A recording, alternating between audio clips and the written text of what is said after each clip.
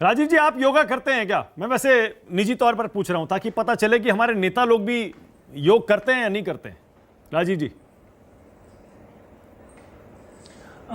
मोदी जी के सत्ता में आने के पहले से मैं करता हूं। ये मोदी जी का जो शासनकाल है ये 9 वर्ष का है। हाँ। इसके पहले से मैं करता हूं। ओके। और मैं मॉर्निंग वॉकर भी हूं, मैं योगा भी करता हूं।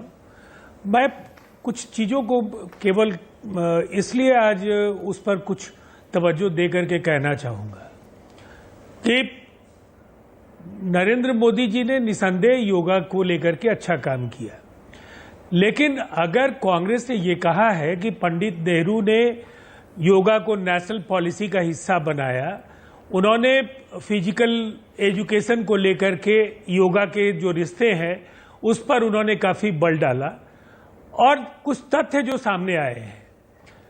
जब 1956 में पंडित नेहरू अमेरिका गए, अपनी अमेरिकी यात्रा के दौरान उन्होंने योगानंद जी को सम्मानित भी करने का काम किया।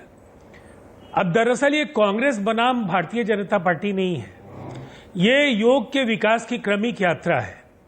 और सहस्त्राब्दियों पूर्व सभ्यता के अभ्युदय के साथ जब धर्मों का जन्म नहीं हुआ था, तब से जीवन प्रणाली का हिस्सा योगा है। और योग को लेकर अलग अलग जो कालखंड हैं, चाहे वो वैदिक काल, पूर्व वैदिक काल, मध्यकाल या आपका जो आधुनिक काल है, मैं आपको केवल कुछ दृष्टांत बताऊंगा और ये सब कुछ उपलब्ध है, बस किस नजरिए से आप देखते हैं।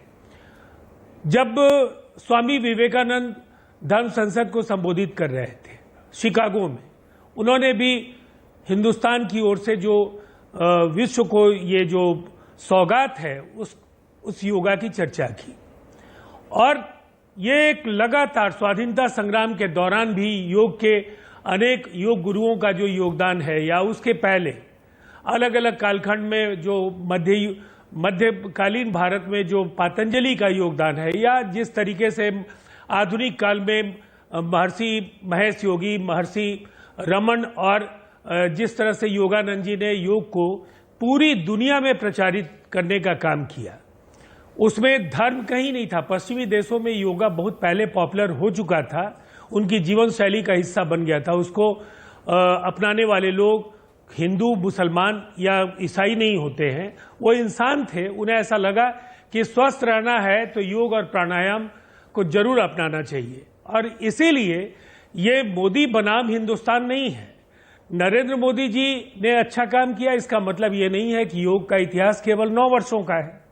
ये केवल भारतीय जनता पार्टी को स्वीकार कर लेना है, और हमें ये स्वीकार करना है कि मोदी जी ने योग को प्रमोट करने का काम किया। ये संतुलित नजरिया अगर राजनीतिक दलों के सामने आ जाए तो फिर कठिनाइयां नहीं है। और मैं एक बात कहूंगा, शाजिया जी काफी सुलझी हुई हैं, लेकिन राजकुमार भाटी जी ने क्या कहा? राजकुमार भाटी जी ने कहा कि इस देश में जब संपन्नता आएगी, जब गैर बराबरी घटेगी, जब संसाधन सबके पास होंगे, तो निसंदेह 45 मिनट का जो ये बहुमूल्य समय है, जिस समय आदमी जैसे ही सूर्योदय होता है, और आप देखेंगे शहर के कई चौराहे पर लोग खुरपियां लेकर के, लोग वो बेलचा और कुदाल लेकर के वहां बाजाबता उस दिन की कमाई के इंतजार में वहां बैठ जाते हैं कि कोई आएगा, उन्हें दिन का 8 घंटे का या 12 घंटे का काम देकर जाएगा।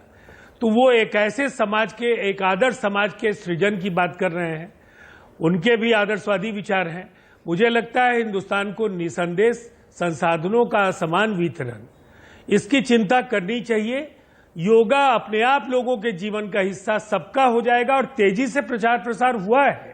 राजनेताओं के शीर्षासन करने से केवल नहीं होगा। ठीक है, ओके। लोगों की जीवन शैली तब सुधरेगी जब उनके पास वक्त हो। ओके राजीव जी, आपने भाटी साहब पर तो कमेंट कर दिया जो उन्होंने कहा।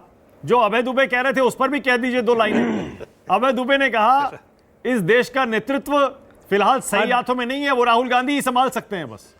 आप सहमत है क्या? देखिए, अभय दुबे जी की बात पर मैं इतना ही कहना चाहूंगा कि निसंदेह 10 वर्षों में मोदी जी ने देश को निराश किया है।